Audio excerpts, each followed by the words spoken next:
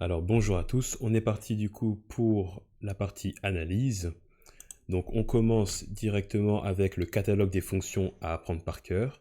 Donc on a vu dans la vidéo précédente tout ce qui touchait aux droites. Donc on se souvient que M c'était la pente et que B c'était l'ordonnée à l'origine, hein, au haut. Donc ici ensuite on a défini les fonctions puissance. Les fonctions puissance, en fait elles sont issues de la puissance de y est égal à x. Donc quand j'ai une puissance 1, je retombe sur une droite. Un carré, c'est une parabole. Un cube, du coup, ça me fait ceci. Alors vous remarquerez que toutes les puissances de 2, donc x2, x4, x6, se ressemblent. D'accord? C'est des espèces de paraboles qui se déforment. Toutes les puissances ici avec 3, donc 3, 5, 7, etc. Toutes les puissances qui sont impaires vont se ressembler également. Donc ici, je vois que ça fait toujours ici plus ou moins la même forme. Donc personnellement, moi je ne connais que les 3 premières. Et à partir de celle-là, en fait, je peux en déduire toutes les autres. En fonction du fait que l'exposant soit pair ou impair. Alors ensuite, on a les polynômes. Alors les polynômes, c'est quand je vais prendre une fonction puissance et que j'ai commencé à les combiner. Donc je vais faire une combinaison linéaire avec des fonctions puissance de différents degrés. Et donc là, j'obtiens différents modèles qui peuvent être assez complexes. Remarque qu'il ne faut pas confondre une fonction puissance et une fonction exponentielle. Donc ça, au TP, je vois souvent la même erreur. Faut pas se faire avoir. X au carré et 2 exposant x, ce n'est pas la même chose. Hein. Attention. X au carré, c'est une fonction puissance. 2 exposant x, c'est une exponentielle. D'accord? Donc attention à ça. Donc ensuite, on a vu les fonctions rationnelles. Donc c'est tout simplement quand on va prendre une fonction polynomiale sur une autre. Alors qu'est-ce qu'il faut comprendre ici? C'est que les racines du dénominateur, ça donnait du coup les racines de f. D'accord? Parce que a sur b est égal à 0 uniquement si a est égal à 0. Et en fait, les racines du dénominateur, elles servent à avoir les conditions d'existence. Donc il faut bien calculer des racines au dénominateur, mais ce ne sont pas les racines de f. Et on finit du coup avec les fonctions algébriques.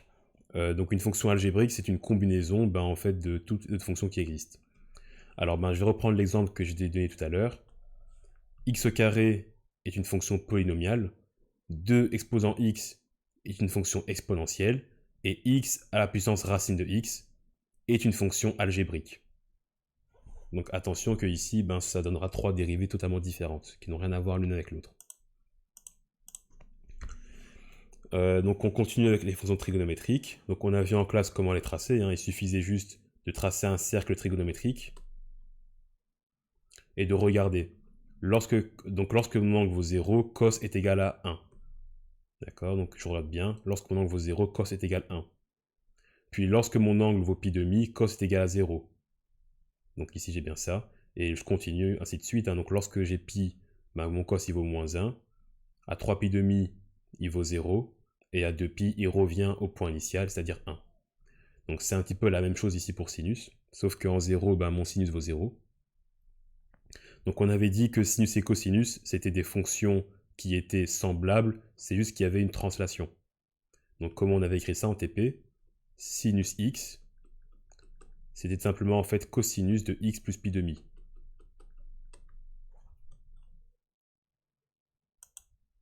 Après, il faut faire gaffe que c'est à un signe près. Donc là, en l'occurrence, c'est un moins, parce que mon angle x ici, il est là. Son sinus est ici, il est positif, et x plus pi demi, il est là. Donc son cosinus est négatif. Mais grosso modo, ce que je viens juste d'écrire ici, c'est que la distance qui est ici, c'est-à-dire sinus de x, je viens de dire en fait que c'est égal à la distance qui est ici, c'est-à-dire cosinus de x plus pi de bi. D'accord? Donc c'est égal en valeur absolue. Tout ça pour dire qu'il y a juste un décalage ici de pi demi. On finit avec les fonctions exponentielles. Donc à ne pas confondre avec les fonctions puissance. Quand ma base est plus grande que 1, je sais que j'ai une exponentielle qui est croissante. Lorsque ma base b est comprise entre 0 et 1, je sais que j'ai une exponentielle qui est décroissante. Donc attention typiquement pour le calcul des limites à ne pas se faire avoir. Et on finit du coup avec les fonctions log, qui sont tout simplement la réciproque des fonctions exponentielles. Donc je remarque bien ici une symétrie par rapport à l'axe des x. Alors, attention que pour les manipulations de fonctions, il ne faut pas se faire avoir, parce qu'en fait, c'est vraiment contre-intuitif. Ici, donc j'ai ma fonction f de x. Si je fais x moins c, donc la translation, elle va concerner le x, mais vu que j'ai moins c, c'est contre-intuitif, je dois aller vers la droite. Tandis que plus c me fait aller vers la gauche. Alors attention ici que le plus c, je vais le transformer. Ce que je vais écrire ici, c'est que c'est y moins c, donc est égal à f de x. Pourquoi est-ce que je fais ça? Parce que du coup, je vois que mon moins c, il s'adresse du coup directement au y. Et du coup, c'est une translation vers le haut. Parce que c'est contre-intuitif. Ici, j'aurai y plus c.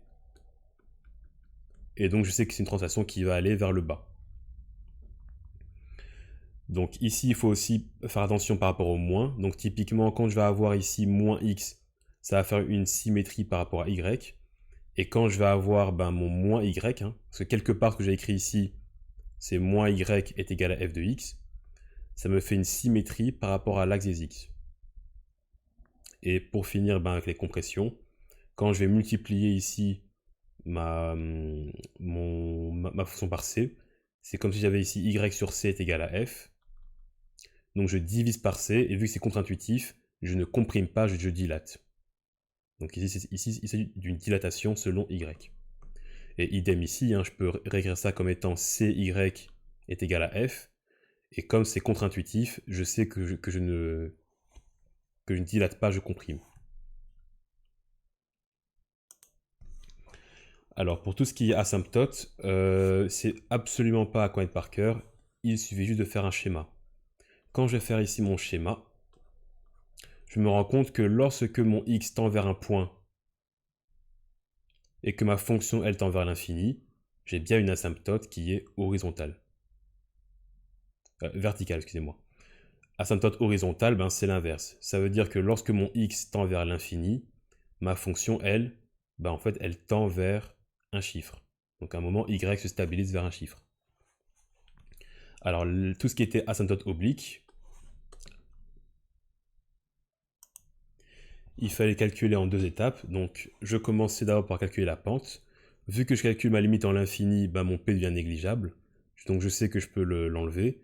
Il me reste juste du coup m est égal à y sur x. Donc, quand je calcule ici ma limite, j'obtiens déjà mon m. Ensuite, pour calculer mon p, ce que je fais, c'est que je me sers du m, qui au final est une bête constante, que je remplace ici dans mon équation de droite, et je tombe du coup sur p est égal à y moins mx. Donc attention qu'il y a une subtilité, l'asymptote oblique, il ne faut pas la calculer systématiquement. Imaginez que vous avez déjà une asymptote horizontale. Je sais qu'en plus l'infini ici, je n'aurai pas d'asymptote oblique, parce que ma fonction ne peut pas converger et à la fois vers une asymptote horizontale et à la fois vers une asymptote oblique. C'est forcément l'une ou l'autre. Donc en TP, on commence toujours par calculer les asymptotes verticales et horizontales, et ensuite, uniquement s'il n'y en a pas, on vérifie, ah mais tiens, est-ce qu'il n'y aurait pas aussi une asymptote oblique? Alors pour calculer maintenant une limite, donc grosso modo, moi j'aime bien résumer les choses en quelques points. Le TP sur les limites, il y avait 3 techniques qui étaient récurrentes. La première technique, c'est quand j'ai un polynôme sur un autre et que je fais la limite en un point. Ici, je me rends compte que je tombe sur 0 sur 0. Donc attention que la première étape, c'est toujours de remplacer. Donc la première technique, c'est quoi? C'est de factoriser. Je factorise dans l'espoir de faire disparaître un terme en haut et en bas. Donc ici, je vais devoir factoriser x carré moins 6x plus 5. Alors pour faire ça, attention que delta est interdit à l'examen et que je vous demande de justifier vos racines. Vous devez me les trouver grâce à la technique de la somme et du produit. Donc la technique qu'on a vue en algèbre. Du coup, je sais que le produit des 2 racines va me faire 5. Et je sais que la somme des 2 racines va me faire donc moins b sur a, c'est-à-dire 6. Quand je sais que le produit des deux vaut 5, du coup j'ai 2 couples possibles, donc 1 et 5 et moins 1 moins 5. Si je veux avoir du coup quel couple est le bon, je dois regarder la somme. La somme des deux vaut 6, du coup je sais que c'est mon couple 1, 5. Donc attention quand je vais factoriser que ce sera bien du coup moins 1 et moins 5. Ce qui fait que les x-5 vont se simplifier et que je vais juste me retrouver avec la limite de x-1. Et quand je remplace ici x par 5, je tombe sur 4. Donc ça, c'était la première méthode, la factorisation. Alors les carrés parfaits, ça marche aussi. Ici, maintenant, la deuxième méthode, c'est quand je vais avoir typiquement une racine moins une autre, ou bien une racine plus une autre. Alors là, ce qu'il faut faire, c'est multiplier en haut et en bas par le conjugué de la différence de racines. Le but, c'est simplement de faire apparaître un produit remarquable, parce que là, ce que j'ai concrètement, c'est A moins B multiplié par A plus B. Et ça, je sais que ça me fait A carré moins B carré. Et l'avantage, du coup, c'est que les racines disparaissent, et je vais juste, en fait, ici, venir combiner l'intérieur de mes deux racines. Donc la dernière méthode, c'est quand je vais avoir une limite en l'infini, et que j'ai, du coup, un quotient de polynôme. Alors attention, j'ai beaucoup insisté en TP, vous ne pouvez pas justifier en disant que vous prenez juste les termes de plus haute puissance. Parce que ça, c'est une règle que vous avez appris par cœur en secondaire. Moi, je veux que vous me le démontriez de manière rigoureuse. Donc ici, il y a une règle qui marchait tout le temps. C'était qu'il fallait diviser en haut et en bas par la puissance du dénominateur. Donc ça, c'est une manière de voir les choses. Ce que vous pouvez aussi dire, c'est que vous mettez le terme de plus haute puissance du dénominateur en évidence. Donc je vais l'expliquer avec ma méthode. On regarde au dénominateur, la plus haute puissance, c'est x au cube. Donc je divise en haut et en bas par x au cube. Et l'avantage de faire ça, c'est que du coup, il y a plein de fractions qui apparaissaient. Or, je sais que lorsque j'ai une fraction, 1 sur l'infini, ça me fait 0. Donc concrètement, ce qui se passe, c'est que toutes les fractions vont disparaître et je vais me retrouver tout simplement avec la limite de x sur 1. Donc en fait, quand je vais remplacer tout par l'infini, je vais avoir ici l'infini et tout le reste sera juste 0. Et au dénominateur, j'ai 1 et tout le reste sera aussi 0. Et du coup, j'ai l'infini sur 1, ça me fait ici l'infini. Donc ça, c'est les trois méthodes qui existent. Alors il y a aussi celle de l'hospital. Celle de l'hospital sera interdite à l'examen, sauf si vous avez un logarithme. Donc ça, je le dirais explicitement que vous pouvez utiliser. Mais sinon, de manière générale, vous ne pouvez pas utiliser de la règle de l'hospital. Alors du coup, ici, on termine avec les dérivées. Donc les dérivées, il y avait des formules à prendre par cœur. Les plus importantes étant la dérivée d'un produit, la dérivée d'une fraction. Alors en général, ce qu'on va faire, c'est qu'on va prendre le dénominateur et on va mettre exposant moins 1 pour le passer au numérateur. Comme ça, je me retrouve avec la dérivée d'un produit, ce qui est quand même beaucoup plus simple à dériver que la dérivée d'une fraction. Pour dériver les fonctions trigonométriques, il suffisait juste en fait d'aller à droite. Donc la dérivée de sinus, c'est cosinus. Et attention également à la dérivée en chaîne. Donc la dérivée de f de g de x, c'est la dérivée de f multipliée par la dérivée de ce qui est à l'intérieur. Donc attention que si vous oubliez le terme ici, la dérivée ne sera pas correcte. Alors une règle dont on sous-estime souvent la puissance, la portée, c'est que la dérivée d'une constante fois une fonction, on peut sortir la constante de la parenthèse. Alors pourquoi c'est utile? Parce qu'à un moment, quand on dérive des logarithmes, il faut calculer la dérivée de ln. Donc par exemple, la dérivée de ln de 8 fois x par exemple. En fait, il ne faut pas faire ici la dérivée d'un produit. ln de 8, c'est juste un chiffre. Du coup, je peux prendre le chiffre et le sortir de la parenthèse. D'accord? Parce qu'il s'agit juste d'une constante. Et donc du coup, ln de 8 fois la dérivée de x qui est égale à 1. Donc attention à ça. Alors concrètement, à quoi sert la dérivée? La dérivée première, elle donne la variation. Donc c'est-à-dire est-ce que la fonction f est croissante ou décroissante. Et ça, c'est super pratique parce que typiquement, quand on a un problème d'optimisation, on doit savoir est-ce que le chiffre qu'on a trouvé, c'est un minimum ou un maximum. Parce que lorsque la dérivée est égale à 0, en fait, j'ai deux cas possibles. J'ai celui-ci et j'ai celui-là.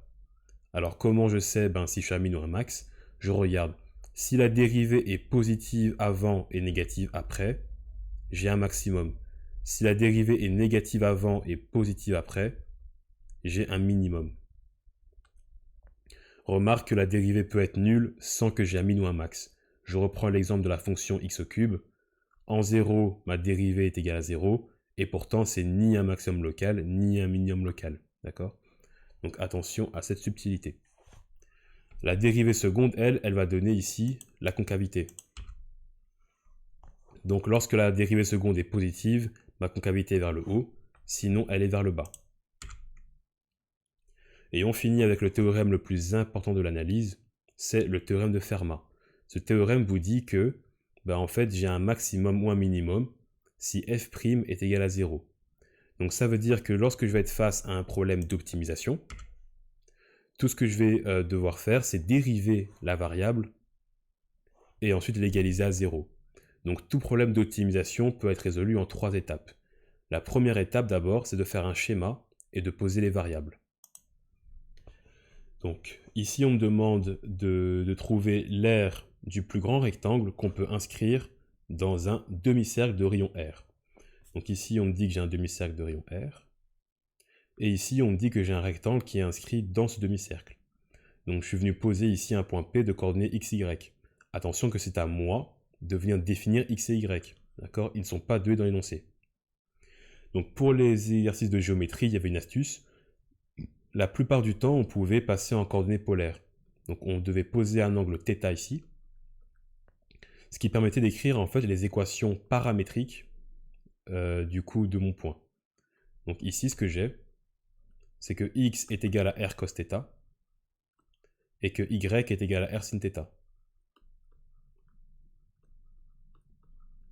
L'étape juste après, c'est d'écrire l'équation de la variable à optimiser et de la mettre sous la forme en fait d'une seule, de l'écrire selon une seule inconnue.